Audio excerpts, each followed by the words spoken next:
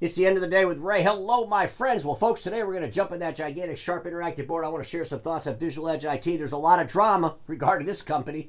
I'm sure you've seen the video, the exit video from one of the leaders that exited Visual Edge IT. I think they call it an exit video. The post out there. Holy smokes. Ladies and gentlemen, I got to ask everybody a question as I start today's episode. How many of you are thinking the way I have been thinking regarding Visual Edge IT? As you all witness more and more people being thrown over the cliff or jumping over the cliff. I got to ask Ares Capital a question. Shouldn't this be at the bottom of the Visual Edge logo? An Ares Capital owned company. That way folks that do business with Visual Edge IT know who the real owners are. Because I've been questioning this for a while now. I don't believe the CEO of Visual Edge IT is Austin Van Cherry. And if he is the CEO of Visual Edge IT, is that just in title or name only? Because I've asked that question. Is he actually making decisions still? Because, ladies and gentlemen, whoever's making the decisions at Visual Edge IT regarding the way they're letting people go is really defining a dysfunctional leadership. It was just a couple of weeks ago that the CRO left the company to pursue other interests.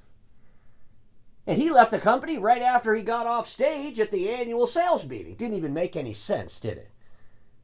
It was idiotic at best. It was completely dysfunctional in leadership. And here we are just not even a week or two later. The chief strategy officer has left to pursue other interests. But unfortunately, that chief strategy officer, he wasn't going to put up with the bullshit. And I do want to compliment David for going into the marketplace and letting everybody know that he was fired. That he did not leave Visual Edge on his own accord to pursue other interests. In his exit video, if that's what you want to call it, he said that he wasn't even accepting the $100,000 severance package. He had some concerns for the 1,200 people that worked at Visual Edge IT. But I want you all to think about something. I want to go back in time a couple of years. And I want you all to think about the emails, the phone calls, the text messages that many of you got that engaged with anything that I did in social media. How terrible I was. How evil I was. At the end of the day, I'm sick and damn tired of hearing our industry describe me as the guy that, man, he just says it like it is, but I wish he could deliver it a little bit different. How much different do I have to deliver it for y'all to pay attention? You want me to be really nice and make up shit like everybody else? Or do you want me to get out there and scream so damn loud that you actually pay attention? Because this story is very, very important for our industry. And David, as he gives his farewell address, he's talking about how he believes that Visual Edge will stay intact, that Ares Capital is so rich and powerful that they'll keep everything together. He did kind of leave a back door that it could go the other way. And he said that, the people that are overachievers and good people, they always have options, and I believe that 100%. Quality people always have options. Mediocre people don't have many options. The people at the bottom probably don't have any options at all. But I would think this. Every single one of those 1,200 people, if that's how many are there now, well, I guess there's only 1,199 now with David's exit. But ladies and gentlemen, I think that the people that work at Visual Edge IT should be polishing up their resumes. Because this is really bizarre at every stretch of the imagination. This is so bizarre. And what's bizarre about it to me is that the leadership at Visual Edge didn't realize how passionate that chief strategy officer was about his job at Visual Edge IT. He was so passionate about it. He never saw this coming, and I don't believe he did. The CEO of Visual Edge IT in town halls describing the chief strategy officer as the genius behind the Football Hall of Fame and the marketing that's all going on so great at Visual Edge IT. And then the email goes out. You saw the email, right? I shared it. Off to pursue other interests. I have to ask Austin Van Cherry a couple of questions. Are you lying? Because in this email, you didn't send it out, but you're quoted in it. So I'm hoping if somebody's quoting you in an email, you actually know what's in the damn email. But in the email, it says, effective immediately, David Remus has discarded his position as Chief Strategy Officer at Visual Edge to pursue other interests. You also sign that, Austin Vancheri, Chief Executive Officer. So, what is this true? Look, I get it. When someone leaves the organization, you want to give them some humility. But you don't send out an email like this unless the person that leaves the company, especially if you fire them, is on board with it. Otherwise, that individual might do like an exit video and post it on social media. I mean, seriously, this describes dysfunction. We've just seen this organization terminate the CRO right after the meeting. I mean, remember that stupidity? It was just, it's idiotic. It's not even comprehensible. And I have to ask the question now. So I'm pretty sure that CRO probably got fired too. He took the severance package, just moved on down the road. And I think that's what Visual Edge IT, or Ares Capital, I should say, thought would happen with the Chief Strategy Officer. But they just underestimated that. They didn't realize how passionate that Chief Strategy Officer was about his job. Whether he was good at it or not is irrelevant. The way he was thrown out of the company is the issue. And what happened since he left the company is an issue describing absolute dysfunctional leadership. Think about this company. I question whether the CEO, Austin Vancheri, is even the CEO. So who the hell's running the damn company? We saw the Chief Financial Officer leave right after a lawsuit was lost. Remember that? Did a special episode on that one. We've got the Chief Revenue Officer leaving. Shortly thereafter that, we got the Chief Strategy Officer leaving. I think about all the ex-owners of all the dealerships that were bought up by Visual Edge IT. How many of them are left? One or two? Who the hell is running this company? Is it in fact Ares Capital? In David's exit interview, if that's what you want to call it, he was pretty much defining it as Ares Capital. But at the end of the day, ladies and gentlemen, doesn't this really describe an ineptness in leadership? I can't be the only one that sees that, right? I went back in time, and I did this on another episode, but I wanted to see when this relationship with Ares Capital started.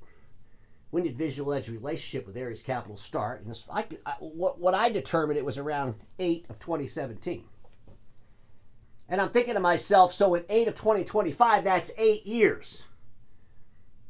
In Mr. Ramos' exit video he sent out there on social media, he talked about how Ares is in it for the long term, probably giving some comfort to those 1,200 people. But I got to ask the question, how long is long term? Because 8 years is a pretty damn long time for me, for a BDC lender to hang around and wait for one of their investments to actually perform financially. I mean, I don't think they're going to wait much longer, do you? Seriously. You know, folks, when they wrote off that senior subordinate loan in the third quarter of 2023, I asked a great question. And of course, you know, I'm the only one in the industry that asked it. But the question was this: why the hell is the CEO still there? Why didn't Ares fire them right then? That is an absolute non-performance. You had a loan that sat at non-accrual for over a year, it got wiped out. You know, your BDC lender, you were their largest loss the third quarter of 2023. Visual Edge IT, the largest loss for Visual Edge the third quarter of 2023. That is a fact. It's not made up. I'm not misinformed. It's real. And nothing happened. And if you think back since then, what's happened up to now? Well, the only thing we see is leaders being thrown off the cliff. We have to start assuming that probably most of them got fired. But they're not being replaced. Is Ares just going to get rid of human capital, especially at the high end, so they can pull more money out of this thing as they prepare this thing to get liquidated? Because that's kind of what I'm thinking. Ladies and gentlemen, it was a while back I did an episode and I was trying to come up with the revenue numbers for Visual Edge IT, and I got these guesstimates, if you will, by watching the interview that Austin did with a guy with a hat and a beard. And as he talks, he says things. And then I can apply some logic to the things that he says. I can look at the employee count, come up with some numbers. And folks, I did that. And this guesstimate took place in the first quarter of 2024, and I was projecting that company was doing about $260 to $280 million. Now, since then, I believe it's a lot less than that. But these were my guesstimates at that time, and the reason I wanted to do this, and I did an episode on this, is because I'm trying to share with Ares Capital an avenue to liquidate this company that could make some sense and be really quick. And today I just kind of want to reiterate some of those thoughts.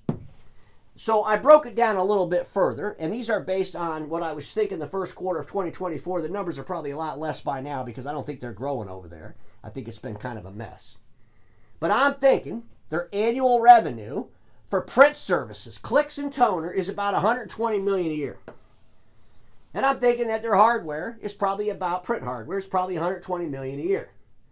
And I'm thinking that their managed IT is probably 40. That was at the first quarter. I don't think it's anywhere near 40. And folks, that puts the company at 280 if those numbers are correct. But the only thing that's worth anything to any buyer is that service myth around print machines and their clicks. Because if a local dealer picked up that office that's in his marketplace or her marketplace, they could just absorb that myth into their myth and they could go out and make money off it. And they'd probably pay you more for that myth. But when somebody looked at this as a whole company, they're going to think to themselves, what the hell? We don't want this. I mean, Ares Capital has been working with these people for 8 years. It's a non-financially performing company. We've seen their train wreck as far as it goes with Ares Capital. What the hell do we want to buy this for? That's what they're going to think, right? So the value is this service. And click. I even broke it into the IT space when I listened to some of the things Austin was saying. And I came up with some numbers. I broke it all apart. I said, they're probably doing 10% of that IT revenues from 365 and Azure related. They got data center pass-through. They have backup services through Datto. I figured out what their MRR total would be.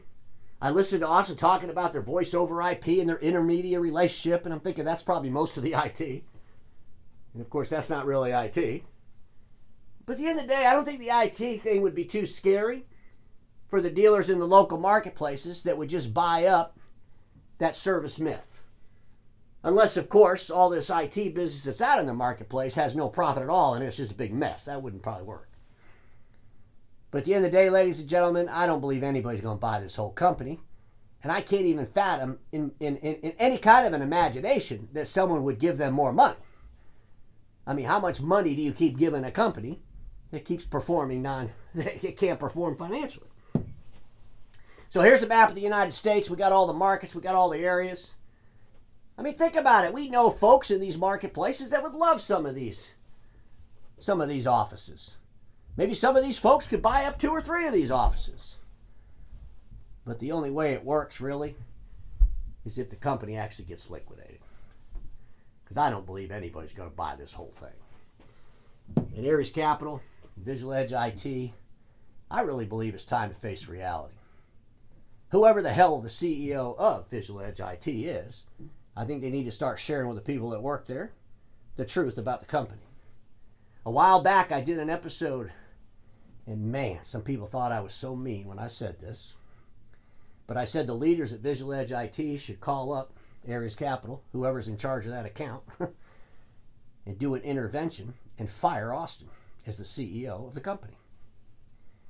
And people thought that was crazy. I can't believe you want us to fire our CEO. This is terrible, terrible, terrible. And when you think about it, when I said that, most of the leaders that I said that to, guess what? Apparently they all got fired. What if they actually had enough strength? What if they could muster themselves together to go ahead and do that intervention? Where would Visual Edge IT be today?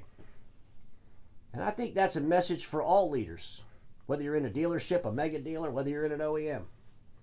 If you believe the leaders are doing something that's totally insane, you should question it. You should question it with all your passion. Because you know what? Somebody might look at you questioning that and think to themselves, you know what? This is the leader. Because thinking that you're going to get fired if you question your leaders, it's just not a good thing.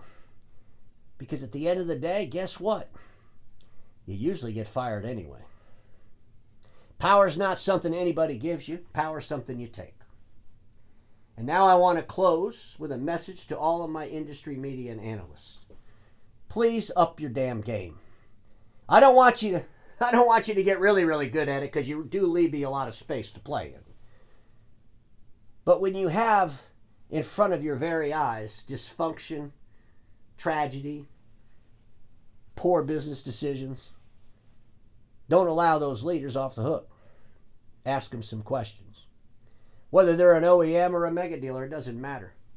And I assure you, if you do that, you're going to have some crybabies calling up your sponsors, because trust me, seriously.